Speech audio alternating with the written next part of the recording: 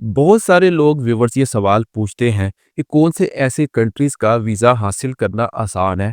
किस कंट्रीज़ का visa apply करने के अगर अप्लाई करें तो चांसेस बहुत ज़्यादा हैं। वीज़ा रेशो किस कंट्री की ज़्यादा अच्छी है और बहुत सारे लोग इस पर काम भी करते हैं और यूट्यूब पर, टिकटॉक पर दीगर सोशल मीडिया के प्लेटफ़ॉर्म्स पर वीडियो बनाते हैं। लेकिन आज इस वीडियो में व्यूवर्स मैं आपको ऐसे कंट्रीज़ की मालूमात दूँगा जिनके वीज़ाज़ ख़ास तौर पर पाकिस्तान से मिलने बहुत मुश्किल हैं और आपको इन कंट्रीज़ का वीज़ा पाकिस्तान से अप्लाई करने से पहले 10 मर्तबा सोचना ज़रूरी है। ये वीडियो वो है जिसमें आपको पहली दफ़ा मना किया जा रहा है कि इन ममालिक का वीज़ा ख़ास तौर पर पाकिस्तान से अप्लाई करने से गुरेज़ करें। और इनका वीज़ा अगर आप अप्लाई करते हैं, रिफ्यूज़ हो जाए तो फिर आपको आगे चलकर बहुत मुश्किल हो सकती है। वो कौन से ममालिक हैं और किन ममालिक का वीज़ा अप्लाई नहीं करना आपने और किन ममालिक का करना है, इस वीडियो को एंड तक देखिएगा। एज़ यूजुअल रिक्वेस्ट, चैनल को लाइक करें, सब्सक्राइब करें, बेल आइकन पे क्लिक करें, घंटी के बटन को ज़रूर दबाइएगा। दूसरी रिक्वेस्ट, व्हाट्सऐप पर सिर्फ़ उन्हीं लोगों ने राब्ता करना है जो हमसे पेड कॉल सेशन लेकर अपना केस डिस्कस करना चाहते हैं। नॉर्मल सेशन 30 मिनट की कॉल, हम आपकी पूरी बात सुनेंगे, अपनी पूरी बात बताएँगे और आपके डॉक्यूमेंट्स की असेसमेंट भी जो है वो इसमें शामिल होगी। देखिए, बाज़ का थोड़े बहुत पैसे खर्च कर लेने से जो है आप बहुत ज़्यादा पैसों के नुकसान से भी बच जाते हैं और फ्यूचर अभी आपका सिक्योर रहता है। तो सेकंड ओपिनियन लेना एक वर्थ करता है। देखिए जी, पाकिस्तान में आजकल व्यूअर्स सबसे पहली बात कर लें, अपॉइंटमेंट का बहुत बड़ा मसला बना हुआ है, चाहे जर्मनी की हो, फ्रांस, स्पेन, इटली, यूएसए वगैरह। ये वो कंट्रीज़ हैं जिनकी पाकिस्तान से वीज़ा रेशो तो बेहतर है, बहुत बेहतर है। हत्ता कि नीदरलैंड और जापान की वीज़ा अपॉइंटमेंट का भी आजकल बड़ा मसला बना हुआ है। देखिए, ब्लैक मार्केट से तो मिल जाए, फिर आपको पैसे खर्चने पड़ते हैं, लेकिन मैं थ्रू प्रॉपर चैनल की बात कर रहा हूँ। थ्रू प्रॉपर चैनल अपॉइंटमेंट आजकल बहुत कम मिल रही हैं, ना होने के बराबर। तो इस वजह से लोग यहाँ एक ब्लंडर कर रहे हैं कि दीगर ममालिक जिनकी अपॉइंटमेंट एनी टाइम दस्तयाब होती है, अवेलेबल होती है, वहाँ वीज़ा अप्लाई कर रहे हैं। व्यूअर्स, ये आपकी बहुत बड़ी गलती है। ये चीज़ आपकी एप्लीकेशन और प्रोफाइल को डैमेज नहीं, बहुत ज़्यादा डैमेज करती है। आप अब आपने किसी ऐसे कंट्री का वीज़ा अप्लाई कर दिया जिसकी अपॉइंटमेंट तो आपको मिल गई आसानी से, जिसकी वीज़ा रेशो पाकिस्तान से अच्छी ही नहीं है, लेकिन आपकी ओवरऑल प्रोफाइल अच्छी है। लेकिन अब आप इस कंट्री ने आपका वीज़ा रिफ्यूज़ कर दिया और अब आपका शेंगन ज़ोन में रिफ्यूज़ल का रिकॉर्ड बन गया है। तो ये रिकॉर्ड जो है आपका ख़राब हो जाएगा और आपके लिए फ्यूचर में बहुत ज़्यादा जो है वो प्रॉब्लम करेगी। देखिए, अब किसी ऐसे कंट्री का वीज़ा अप्लाई करें, जिसने आपको वीज़ा ग्रांट भी करना होगा, तो ग़ालिबन आपकी प्रीवियस रिफ्यूज़ल देकर वो आपको वीज़ा नहीं देगा। मतलब कल को अगर आपको फ्रांस, जर्मनी, इटली या हॉलैंड की अपॉइंटमेंट मिल भी जाए, लेकिन क्योंकि आप ग्रीस से या आइसलैंड से रिफ्यूज़ करवा चुके हैं, तो फिर फ्रांस, जर्मनी आपकी जो है प्रीवियस आइसलैंड की रिफ्यूज़ल को मद्देनज़र रखते हुए आपका ऐन मुमकिन है, ज़्यादा चांस है आपका वीज़ा रिफ्यूज़ कर देगा। तो ये बड़ी सोच समझ कर आपको यहाँ पर खेलना होता है। किसी से मशवरा ज़रूर कर लिया करें। मैं नहीं कहता कि आप सिर्फ़ मुझसे ही करें। आपके इर्द-गिर्द बहुत सारे लोग होते हैं जो आपको गाइड कर सकते हैं, जो इस काम में इन्वॉल्व हैं। देखिए, ये बड़ा ज़रूरी होता है कि आप किसी से मशवरा ज़रूर कर लिया करें। मुँह उठा के बगैर तैयारी के, बगैर कंसल्टेशन के वीज़ा अप्लाई ना किया करें। तो वीज़ा अप्लाई करने से पहले किसी न किसी से सेकंड ओपिनियन आपने ज़रूर लेनी है, आपका फ़ायदा होगा। अब आपको वो कंट्रीज़ मैं बताने जा रहा हूँ व्यूअर्स, बड़ी गौरतलब बात है, यहाँ से वीडियो को ज़रा गौर से सुन लीजिएगा, जिसका पाकिस्तान से 90% वीज़ा नहीं मिलता, 90%। पहला कंट्री है जी स्विट्ज़रलैंड।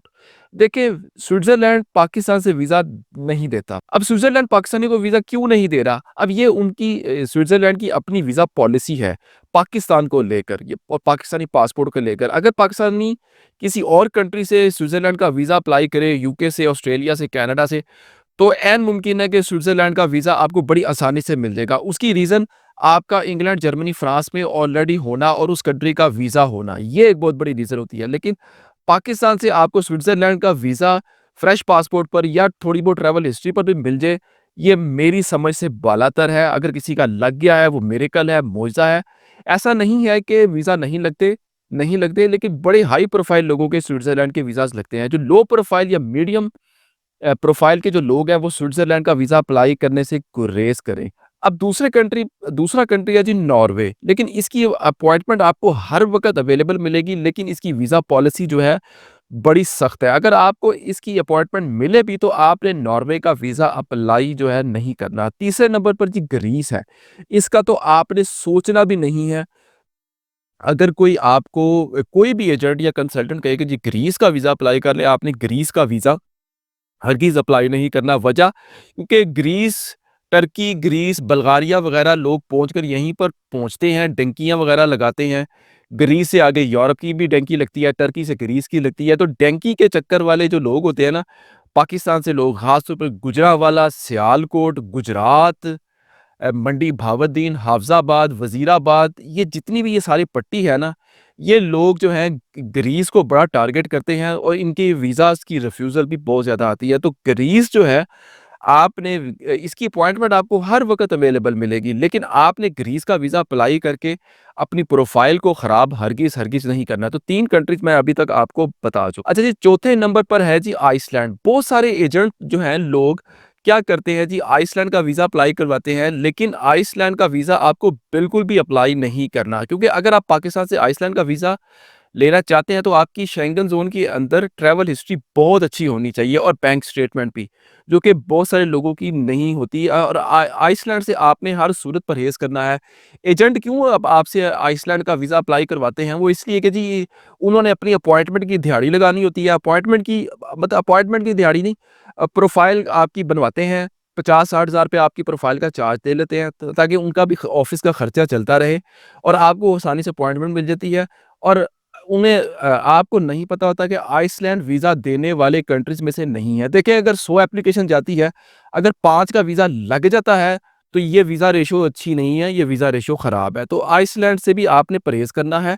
और ऐसे क्रुक्स एजेंट जो आपको सिर्फ़ फ़ाइल तैयार करने के चक्कर में आपसे फ़ीस लेना चाहते हैं, लेकिन आपकी ओवरॉल प्रोफ़ाइल को ख़राब कर देते हैं, तो ये चीज़ आपने जो है इससे बचना है। इसके बाद जी आता है जी डेनमार्क।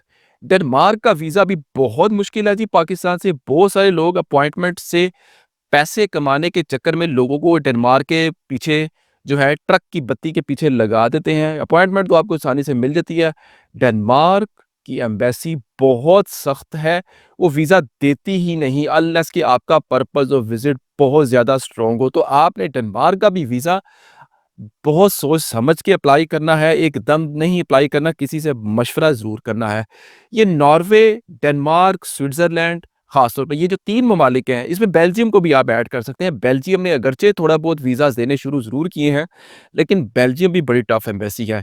ये 4-5 ममालिक वो हैं, जो वीज़ा देते ही नहीं हैं। तो आपने इन कंट्रीज़ का उस सूरत में वीज़ा अप्लाई करना है, जब आपका पर्पज़ ऑफ विज़िट बहुत ज़्यादा स्ट्रॉन्ग हो, कोई फैमिली स्पॉन्सर हो, कोई वर्क स्पॉन्सर हो, प्रॉपर हो, तो फिर आप अप्लाई करें। तो जी इन ममालिक को आपने टूरिज़्म के लिए कभी भी कंसीडर नहीं करना, लेकिन अगर आपको कोई इन्विटेशन आया है या फैमिली विज़िट है और अहम है, तो इन सूरतों में आप इन ममालिक का ज़रूर वीज़ा अप्लाई करें। अदरवाइज़ आप अपने ज़हन में France, Germany, Italy, Spain, Schengen में यही ममालिक रखें, जर्मनी और कुछ हद तक ऑस्ट्रिया। इसके अला ये 4-5 ममालिक हैं, इन्हीं को मद्देनज़र रखें, इसके अलावा जो है अवॉइड ही करें। वीडियो को लाइक करें, शेयर करें, चैनल को भी लाइक करें, सब्सक्राइब करें, बेल आइकन पे क्लिक करें।